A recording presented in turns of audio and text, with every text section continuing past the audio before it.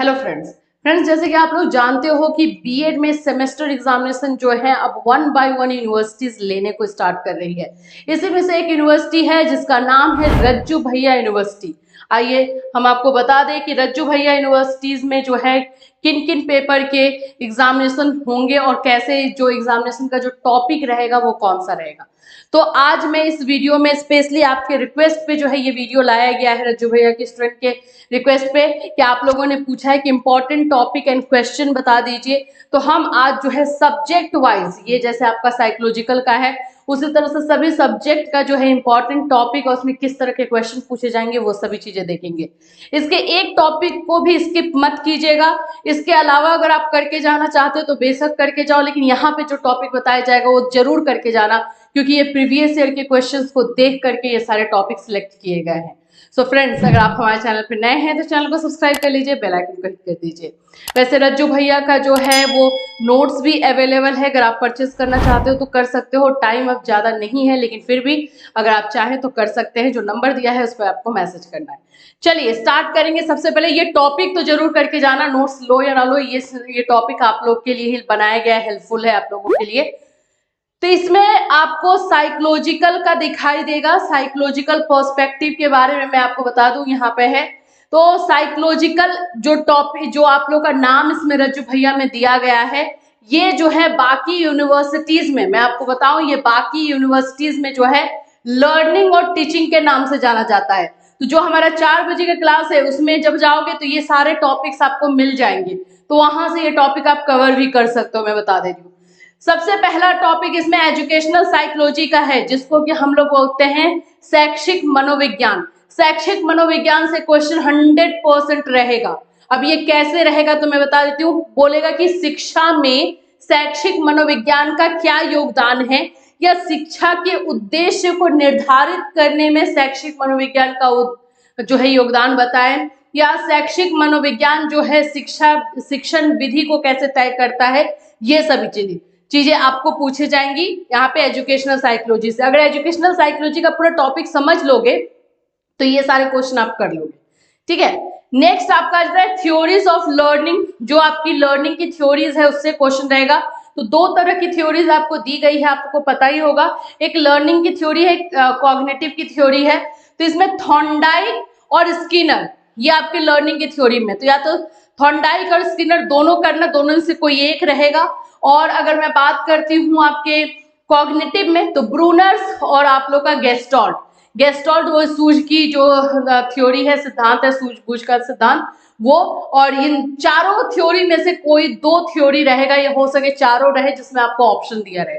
तो ये आपको थ्योरीज करके जानी है। अब चलो देख लेते हैं हम लोग की आगे क्या करना है। तो नेक्स्ट आपका मोटिवेशन रहेगा। मोटिवेशन जैसे कि आप जानते हो कि ये ऐसा टॉपिक है जिससे कि क्वेश्चन रहता ही रहता है, जिसको हिंदी में हम अभिप्रेरणा कहते हैं। अब ये कैसे क्वेश्चन पूछेगा, तो देखो मैं आपको बताऊं, अभिप्रेरणा से क्वेश्चन जो है इसके घटक के बारे में पूछ सकता है। हिंदी में मैं बता दे रही हूँ। पूछेगा कि अभिप्रेरणा के घटक कौन कौन से हैं, अभिप्रेरणा से आप क्या समझते हो, अधिगम में अभिप्रेरणा, अधिगम में अभिप्रेरणा कैसे इंपॉर्टेंट है, ये करके। तो ये आप लोग मोटिवेशन 100% मान के चलो इस टॉपिक को कंप्लीट करके जाना है। या फिर मोटिवेशन कितने प्रकार के होते हैं, आंतरिक अभिप्रेरणा और बाह्य अभिप्रेरणा क्या होती है, ये दोनों, ठीक है। Micro lesson planning, micro lesson planning क्या होता है, जब हम लोग माइक्रो टीचिंग करते हैं तो लेसन प्लान बनाते हैं ना, 6 मिनट्स के लिए, 6 मिनट की टीचिंग उस समय करनी होती है, तो उस समय जो लेसन प्लान बनाते हैं, तो माइक्रो लेसन प्लानिंग का स्टेप्स क्या होता है, कौन कौन से जो इसमें पद होते हैं, इस तरह का क्वेश्चन रहेगा। नेक्स्ट आपका है मॉडल्स और मेथड्स ऑफ टीचिंग, जिसको हम शिक्षण विधि कहते हैं। मॉडल्स या तो शिक्षण विधि, दोनों में से कोई एक 100% रहने वाला है। शिक्षण विधि अभी 4 बजे की क्लास में रिसेंटली करवाया गया था। शिक्षण विधि में बहुत सारी विधि है, जैसे कि व्याख्यान विधि है, प्रश्नोत्तर विधि है, आप लोग का ये केस स्टडी विधि है। तो ये आप लोगों ये, या फिर मॉडल्स, ज्यादातर रज्जू भैया में मॉडल्स पूछता है, ये भी बता देती हूँ। तो ये आप लोग के साइकोलॉजिकल पर्सपेक्टिव से ये सारे टॉपिक, ओनली 6 टॉपिक्स मैंने बताया, ये 6 टॉपिक कर लो, बहुत अच्छा मार्क्स आ जाएगा। अगर कुछ नहीं किया है तो, और बाकी कुछ किया है तो भी कोई बात नहीं, लेकिन ये 6 टॉपिक कंपलसरी करके जाना, चलो नेक्स्ट हम आपका बुक देख लेते हैं। नेक्स्ट आपका बुक जो है स्कूल मैनेजमेंट एंड हाइजीन है। इसका जो टॉपिक है, दो तरह का क्वेश्चन इसमें पूछा जाता है। एक तो मैनेजमेंट से, यानी कि आपका स्कूल प्रबंधन से, जो यहाँ देखोगे है होगा स्कूल मैनेजमेंट, जिसको कि हिंदी में स्कूल प्रबंधन, विद्यालय प्रबंधन बोलते हैं। और दूसरा आपका एडमिनिस्ट्रेशन से पूछा जाता है, यानी कि प्रशासन से। ठीक है, तो ये दोनों टाइप के क्वेश्चन पूछा जाएगा और 100% रहेगा। तो अब यहाँ पे बात करते हैं स्कूल मैनेजमेंट में कैसा क्वेश्चन रहेगा। तो विद्यालय प्रबंधन किस प्रकार किया जाता है, यही रहेगा।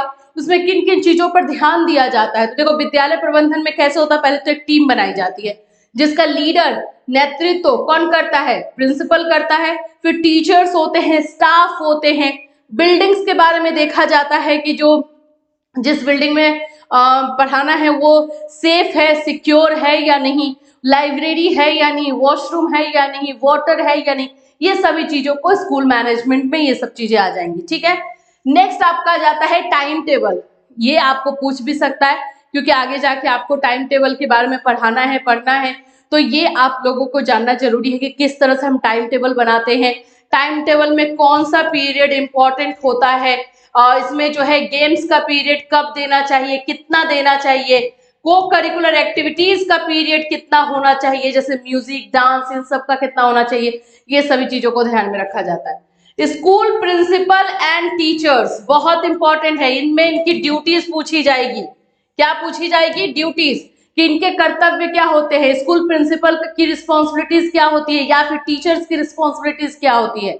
इसके साथ कोई टॉपिक ऐड रहेगा, लेकिन इन दोनों में से एक क्वेश्चन रहेगा। ठीक है, नेक्स्ट है educational administration in a different level. Different level कहने का मतलब है कि सेंट्रल लेवल पे, यानी कि केंद्र स्तर पे, और दूसरा है राज्य स्तर पे, और फिर लोकल, यानी कि जो लोकल बॉडीज जैसे डिस्ट्रिक्ट, ब्लॉक लेवल जो होता है उसमें। तो यहाँ पे कहने का मतलब है कि शिक्षा का जो प्रशासनिक काम होता है वो कैसे होता है, केंद्र के स्तर पे जो है किस तरह से काम किया जाता है। तो केंद्र में आपको पता है कि एजुकेशन मिनिस्टर एक होते हैं, सेंट्रल एजुकेशन मिनिस्टर होते हैं जो सभी जगह के नियम बनाते हैं, राज्यों के टच में रहते हैं, स्टेट के टच में रहते हैं, वहां से बात होता है, एजुकेशन डिपार्टमेंट होता है। सेम चीज जो है आप लोग का स्टेट में भी हो जाता है, वो स्टेट लेवल पे रहते हुए स्टेट में देखा जाता है कि कहाँ पे कौन कौन से नियम बनने चाहिए, कहाँ पे किस चीज की जरूरत है, करिकुलम हमारे स्टेट का कैसा होना चाहिए, ये सब चीजें स्टेट वाले देखते हैं। लोकल में हम बात करते हैं तो डिस्ट्रिक्ट लेवल पे आ जाओ। पहले तो आपका डीओ होगा, डिस्ट्रिक्ट एजुकेशन ऑफिसर, जिसके हाथ में ही पूरा डिस्ट्रिक्ट का, पूरे जिला का जो है शिक्षा का बोल सकते हो बागडोर रहता है। फिर आपका जो है ब्लॉक लेवल पे बीओ हो जाएगा, इसी तरह से नीचे पंचायती स्तर पे हो जाएगा। तो इस तरह से पूरा जो है एजुकेशन के सिस्टम को चलाया जाता है इन तीनों स्तर पे। ठीक है, तो ये आप लोगों का जो है स्कूल मैनेजमेंट से हो गया। स्कूल मैनेजमेंट एंड हाइजीन है आप लोगों का वो बुक। इसमें यहाँ पे जरूर देखो first aid and mid day meal, इन दोनों में से कोई एक क्वेश्चन फिक्स 100% फर्स्ट डे में कर लो। और इसमें क्वेश्चन कैसा आएगा, तो पूछेगा कि फर्स्ट एड क्या है, ठीक है, इसकी जरूरत क्या है, इसके महत्व क्या है, स्कूल्स में जो है ये क्यों जरूरी है, ये सब क्वेश्चन रहेगा। मिड डे मील के बारे में, मध्याह्न भोजन जो है वो क्या है, ये कब लॉन्च किया गया, इसका फायदा क्या है, क्यों लॉन्च किया गया, ये सभी चीजें।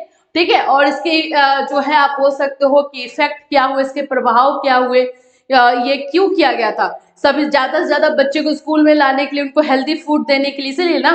तो इसका इफेक्ट क्या रहा वो एक रहेगा। हेल्थ एजुकेशन से क्वेश्चन रहेगा कि शारीरिक शिक्षा किस प्रकार की होनी चाहिए, इसका इंपॉर्टेंस क्या है। हेल्थ एजुकेशन में एक एजुकेशन बहुत ज्यादा आजकल पूछ रहा है, मेंटल एजुकेशन, जिसको हम लोग मानसिक शिक्षा बोलते हैं। बच्चे जो है मेंटली थोड़ा सा वीक हो रहे हैं, तो इससे रिलेटेड एजुकेशन किस प्रकार का दिया जाना चाहिए, ये क्वेश्चन रहेगा। ठीक है, तो ये आप लोग के जो है पेपर हो गए। अब आ जाओ फिलोसफिकल, जो कि आप लोग का पेपर 1 में आता है। फिलोसफिकल में ज्यादा टॉपिक मैं नहीं दूंगी, बस इतना ही टॉपिक, इससे ज्यादा नहीं, लेकिन इसमें आपको बारीकी से काम करना पड़ेगा, यही मेन टॉपिक है। सबसे पहले तो एजुकेशन और फिलोसफी का करो। देखो एजुकेशन को अलग करो, एजुकेशन क्या है, ठीक है, ये कर लो। शिक्षा क्या है, इसकी विशेषता क्या है, इसके उद्देश्य क्या है, ठीक है। फिलॉसफी, दर्शन क्या है, दर्शन की विशेषता क्या है, ये सब। और इसी में आप लोगों को एक क्वेश्चन रहता है कि शैक्षिक दर्शन क्या होता है। एजुकेशन और जो है फिलॉसफी दोनों साथ में जब मिलकर आते हैं तो इसका मतलब क्या होता है, इसके उद्देश्य क्या होते हैं। और इसी में आपको आइडियलिज्म आएगा। क्या बोलते हैं इसको? आदर्शवाद बोलते हैं ना। और एक हमारा आता है प्रेगमेटिज्म, जिसको हम क्या बोलते हैं? प्रयोजनवाद। इन दोनों में से वैसे चार होते हैं, आदर्शवाद, प्रयोजनवाद, आप लोग का यथार्थवाद और प्रकृतिवाद। इन चारों में से दो रहेगा, तो ये दोनों के आने के चांसेस ज्यादा रहते हैं। ठीक है, अब आ जाते हैं मॉडर्न थिंकर्स। अच्छा, इसमें एक और क्वेश्चन रह गया। ये पूछता है कि दर्शन और शिक्षा जो है एक ही सिक्के के दो पहलू हैं, इसको एक्सप्लेन करो। तो ये क्वेश्चन एक रहेगा। मॉडर्न थिंकर्स में देखो, आप लोगों के सिलेबस में 4 थिंकर के बारे में दिया गया है। तो एक तो यहाँ पे इवान एलिच और पॉलो फेरेरो में से कोई दो में से एक करना, और एक कर लेना जे कृष्णामूर्ति का। जे कृष्णामूर्ति का आने का चांस मुझे ज्यादा लग रहा है, और इन दोनों में से कोई एक कर लेना, बस 2 करके जाना। आ जाओ next, sociology of education. Sociology of education में तो एक सामाजिक शिक्षा क्या है ये जरूर करना, इसकी विशेषता क्या होती है, और एक इसमें सोशल चेंज, जिसको कि हिंदी में अगर हम बात करें तो सामाजिक परिवर्तन बोलते हैं, ये क्या होती है, इसका इंपॉर्टेंस क्या है, ये करना। ठीक है, अब आ जाओ नीचे, ग्लोबलाइजेशन, जिसको कि हम वैश्वीकरण कहते हैं। शिक्षा के वैश्वीकरण से आप क्या समझते हो? सिंपल ये क्वेश्चन पूछता है। इसके फायदे क्या हैं, इसके नुकसान क्या हैं, ये क्वेश्चन रहेगा। लिबरलाइजेशन रहता है। सोशल मीडिया एंड एजुकेशन, यानी कि सोशल मीडिया और शिक्षा का क्या संबंध है, किस तरह से सोशल मीडिया जो है शिक्षा पे प्रभाव डालता है, निगेटिव प्रभाव होता है, पॉजिटिव प्रभाव होता है, दोनों तरह के प्रभाव को बताना होगा। तो ये आप लोग के फिलोसफिकल से हो गया। अब आप लोग का एक लास्ट पेपर है इंक्लूसिव एजुकेशन पे आ जाओ। इंक्लूसिव एजुकेशन में आपको इंक्लूसिव एजुकेशन का डेफिनेशन जरूर करना। इसको हम लोग समावेशी शिक्षा हिंदी में बोलते हैं। तो समावेशी शिक्षा क्या होती है, ये सबसे पहले, समावेशी शिक्षा की विशेषता क्या है, इसके इंपॉर्टेंस क्या है। तो मैं समावेशी शिक्षा के बारे में थोड़ा सा बता दूं आपको। समावेशी शिक्षा का मतलब होता है जिसमें कि नॉर्मल सामान्य बच्चे और असामान्य बच्चे, जैसे कि हैंडीकैप हो गए, मेंटली रिटार्डेड हो गए, मंद बुद्धि हो गए, जिनको सीखने में प्रॉब्लम होती है, उन सभी बच्चों को एक ही छत के नीचे पढ़ाया जाता है, वो इंक्लूसिव एजुकेशन कहलाता है। तो इंक्लूसिव एजुकेशन का क्वेश्चन 100% रहेगा। ठीक है, सोशली एंड इमोशनली बच्चे जो है पिछड़े हुए होते हैं। तो सामाजिक तौर पे बच्चे पिछड़े हुए होते हैं किस प्रकार, और संवेगात्मक तौर पे जो पिछड़े होते हैं, इनको किस प्रकार की शिक्षा दी जानी चाहिए, किस प्रकार की फैसिलिटीज मिलनी चाहिए, ये सब। मेंटली एक्सेप्शनल, इसमें 2 करना। कौन सा? पहला है गिफ्टेड, जिसको कि हिंदी में बोलते हैं प्रतिभाशाली बच्चे किसे कहते हैं, या प्रतिभाशाली बच्चे की विशेषता क्या होती है। और दूसरा आपका मंद बुद्धि, मैंने हिंदी में लिख दिया है, चलो। मंद बुद्धि बच्चे किसे कहते हैं, इनको किस प्रकार की शिक्षा दी जानी चाहिए, और इनकी फैसिलिटीज क्या होनी चाहिए, और इनकी विशेषता क्या है, क्या क्या क्वालिटीज इसमें पाई जाती है। रिसेंटली हमने किया है। एक्सेप्शनल चिल्ड्रन जो है 4 बजे क्लास में रिसेंटली हुआ है, वो जाकर वहां से आपको मिल जाएगा। नेक्स्ट आ जाओ, इश्यूज इन इंक्लूसिव एजुकेशन, यानी कि समावेशी शिक्षा को स्थापित करने में क्या क्या प्रॉब्लम आती है। मतलब सबसे पहले मैं आपको बता देती हूँ इसमें प्रॉब्लम। सबसे पहले ट्रेंड टीचर की कमी है, एक्सपर्ट टीचर चाहिए, एक नॉर्मल एक एबनॉर्मल, दोनों बच्चों को साथ में पढ़ाने के लिए नॉर्मल टीचर नहीं एक्सपर्ट टीचर चाहिए, जिसकी कमी है, ट्रेनिंग की कमी है। दूसरी बताए तो फैसिलिटीज की कमी है, जैसे कि अब मान लो कि कोई अपंग बच्चा है, तो जिसको चढ़ाने के लिए वहाँ पे स्टेप सीढ़ी की जरूरत तो होगी नहीं, व्हील चेयर पे है तो उसको स्लोप चाहिए। तो उस तरह की फैसिलिटीज हर जगह पे जो है अवेलेबल नहीं है। टीचिंग एड्स की जरूरत होती है, जो मंदबुद्धि बच्चे होते हैं उनको शिक्षक सहायक सामग्री से पढ़ाया जाता है, वो चीजें अब अवेलेबल नहीं होती है। फैसिलिटीज आप बोल सकते हो ये सब अवेलेबल नहीं है, और फाइनेंशियल प्रॉब्लम होती है, वित्त प्रॉब्लम होती है। तो ये सभी चीजें जो है इसमें इश्यूज हैं। फिजिकली इम्पेयर्ड और विजुअली इम्पेयर्ड, दो में से कोई एक रहेगा। जो शारीरिक तौर पे जो बच्चे अपंग है या दिव्यांग है, या फिर जो है जिनको आंख से दिखाई नहीं देता है, या पूर्ण तरीके से दिखाई नहीं देता है, या हाफ नहीं दिखाई देता है, वो आपको करना पड़ेगा। तो ये इंक्लूसिव एजुकेशन का आपको करना है। अच्छा, एक और कर लेना इसमें जो है, दिव्यांग के लिए जो अधिनियम बना था ना, दिव्यांग अधिनियम, उसको करना। इसमें थोड़ा सा चेंजेस आए हैं, तो मे भी पूछ सकता है ये आपसे, बस। तो ये आप लोगों के रज्जू भैया यूनिवर्सिटी के सभी सब्जेक्ट के इंपॉर्टेंट टॉपिक हमने आपको बता दिया है। इस सारे टॉपिक को अच्छी तरीके से कर लेना। अगर प्रॉब्लम होगी तो वीडियो में कमेंट करना, या इससे ज़्यादा अच्छा 4 बजे के क्लास में सारे टॉपिक कवर किए गए हैं, तो ये आप वहाँ से जा करके ले सकते हो, देख सकते हो। और अभी हम जो 4 बजे का क्लास मंडे ट्यूसडे वेंसडे जो 4 बजे बीएड फर्स्ट ईयर क्लास चलाएंगे, उसमें हम जो है ऐड करेंगे रज्जू भैया यूनिवर्सिटी के सिलेबस को, तो वो भी आपके लिए फायदेमंद होगा। सो फ्रेंड्स, फिर मिलूंगी। Till then have a nice day.